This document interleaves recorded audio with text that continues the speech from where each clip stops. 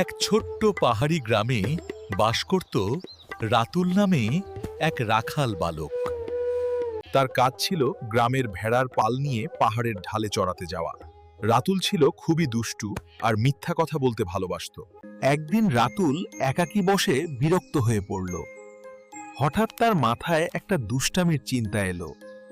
সে জোরে চিৎকার করে বলতে লাগলো, বাঁচাও বাঁচাও, নেকড়ে এসেছে, নেকড়ে আমার ভেড়াগুলো মেরে ফেলবে। রাতুলের চিৎকার শুনে গ্রামের লোকেরা দৌড়ে এলো। হাতে নিয়ে এলো লাঠিসোঁটা, কোদাল, বেলচা। কিন্তু এসে দেখলো কোনো নেকড়ে নেই। রাতুল হাসতে হাসতে বলল, আরে, মজা করছিলাম, নেকড়ে কোথায়? বয়স্করা রাতুলকে বুঝিয়ে বলল, এমন করতে নেই রাতুল, এমন মিথ্যা বললে পরে কেউ বিশ্বাস করবে না।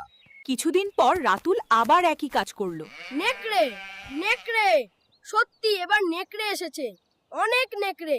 গ্রামবাসীরা আবার দৌড়ে এলো, যদিও এবার একটু সন্দেহ ছিল। তাদের মুখে অবিশ্বাসের ছাপ। এবার গ্রামবাসীরা রাতুলকে শেষ সতর্কতা দিল। রাতুল, তুই যদি আরো একবার মিথ্যা বলিস, আমরা আর আসবো না। কিছুদিন সব শান্ত ছিল, কিন্তু একদিন সত্যি সত্যি একটা বড় নেকড়ে এসে হাজির হলো।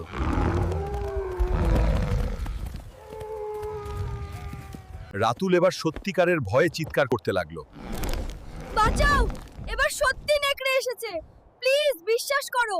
কিন্তু এবার কেউ এলো না। গ্রামবাসীরা ভাবল রাতুল আবারও মিথ্যা বলছে।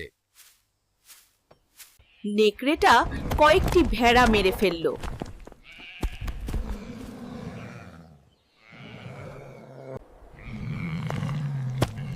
নেকড়েটা চলে যাওয়ার পর সন্ধ্যায় রাতুল গ্রামে ফিরে এলো। রাতুল তার ভুল বুঝতে পারল। সে সবার কাছে ক্ষমা চাইল। রাতুল গ্রামবাসীদের সামনে প্রতিজ্ঞা করল, আমি প্রতিজ্ঞা করছি, আর কখনো মিথ্যা বলবো না। মিথ্যাবাদীদের কেউ বিশ্বাস করে না, তাই আমরা সব সময় সত্য কথা বলবো।